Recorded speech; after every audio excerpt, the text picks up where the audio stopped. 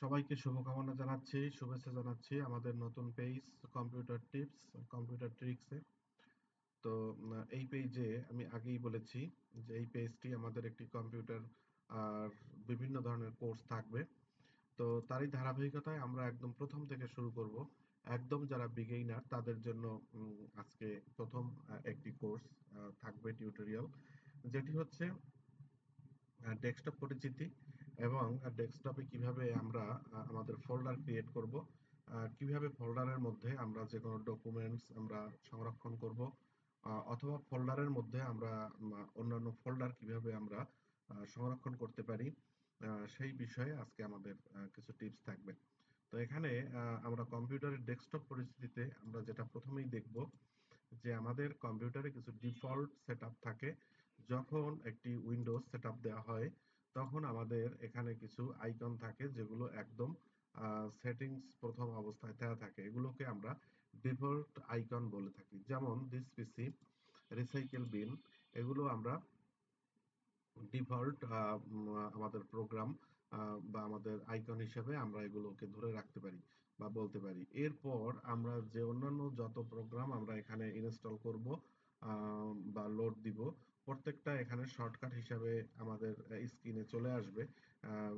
আমাদের স্ক্রিনে আসার পরে সেগুলোকে আমরা এখানে শর্টকাট হিসাবে আমরা দেখতে পাবো। তো এরপরে আমাদের উপরে যে দুটি বার থাকতে পারে আমাদের কম্পিউটারে, প্রথম বারটি হচ্ছে অভ্র টাইপিং বার। এটি থেকে আমরা অভ্র টাইপিং করব। আর পাশেরটা হচ্ছে আমাদের বিজয়, বিজয় 52। এটি যারা পুরানো অভ্যস্ত যারা আমরা রয়েছি আমাদের জন্য বিজয় 52। এটি দুটি টাইপিং বার এখানে উপরে রয়েছে। তো এই বার দুটি উপরে থাকে বা এটি থাকা অবস্থাতেই আমরা কিন্তু কম্পিউটার রান করব। এই দুইটাকে আমরা কখনো ডিলিট করে দিব না বা আমরা ক্রস করে দেব না, ক্রস করে বন্ধ করে দেব না। তো এরপরে আমাদের, হ্যাঁ, এটা হচ্ছে আমাদের স্ক্রিন এরিয়া।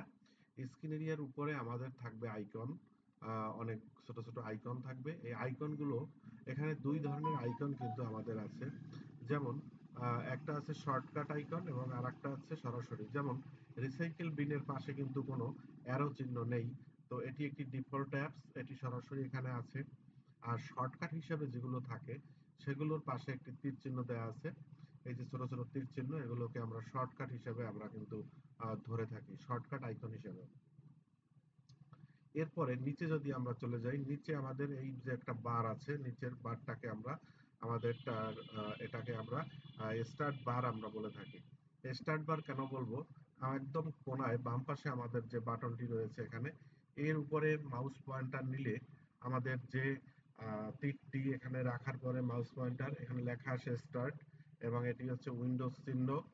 তো এটির উপরে আমরা যদি ক্লিক করি তাহলে কিন্তু আমাদের বিভিন্ন প্রোগ্রামগুলো এখান থেকে শো করে, প্রোগ্রামগুলো শো করে এটি, এবং এটি এর জন্য আমরা প্রোগ্রাম এখানে শো করে বিধায় এটাকে আমরা স্টার্ট স্টার্ট বাটন আমরা বলে থাকি। এবং স্টার্ট বাটন থেকেই আমরা কিন্তু কম্পিউটারের অভ্যন্তরে আমরা প্রবেশ করতে পারি, বিভিন্ন সফটওয়্যারগুলো আমরা দেখতে পারি এবং সফটওয়্যারগুলো কিন্তু এখান থেকে আমরা কাজ করতে পারি। তো এটা এর জন্য এটাকে স্টার্ট বাটন বলা হয়। তো স্টার্ট বাটনের পাশেই ডান পাশে আমাদের এগুলো হচ্ছে টাস্ক বার। টাস্ক বারে বিভিন্ন আইকন থাকে যেগুলো আমরা সারাক্ষণ কাজ করে থাকি, সেগুলো আমরা এখান থেকে সেট করে রাখতে পারি। আর ডান পাশে আমাদের যেটি রয়েছে সেটি হচ্ছে আমাদের নোটিফিকেশন এরিয়া। এখান থেকে আমাদের কম্পিউটারের টাইম ডেট এবং আমাদের নেট প্লাস অন্যান্য কিছু এখান থেকে শো করে। সুতরাং প্রিয় শিক্ষার্থী যারা একদম বিগিনার, তোমাদের জন্য এটি অত্যন্ত কার্যকরী একটি বিষয় যে আমরা কম্পিউটারে কাজ করার পূর্বেই আমাদের স্ক্রিন সম্পর্কে কিন্তু একটি ধারণা ডেস্কটপ সম্পর্কে আমাদের থাকতে হবে। তো আর আমরা ডেস্কটপে যে আমরা ফোল্ডার তৈরি করব, ফোল্ডার তৈরি করার জন্য আমরা যে কোনো জায়গায় রাইট বাটন ক্লিক করব মাউস, সেখান থেকে আমরা নিউ বাটনের উপরে মাউসটি ধরে সোজা এর ভিতর থেকে গিয়ে নিউ ফোল্ডারের উপর যদি আমরা ক্লিক করি তাহলে একটি নিউ ফোল্ডার হবে। এই নিউ ফোল্ডারে থাকা অবস্থায়, নিউ ফোল্ডার নীল কালিতে লেখা অবস্থায় আমি কিন্তু আমাদের নাম এখানে টাইপ করব। নাম টাইপ করে আমি ডান পাশে এটা ক্লিক করলেই আমাদের ফোল্ডারটি তৈরি হয়ে যাবে। তো এই ছিল আমাদের, ধন্যবাদ সবাইকে।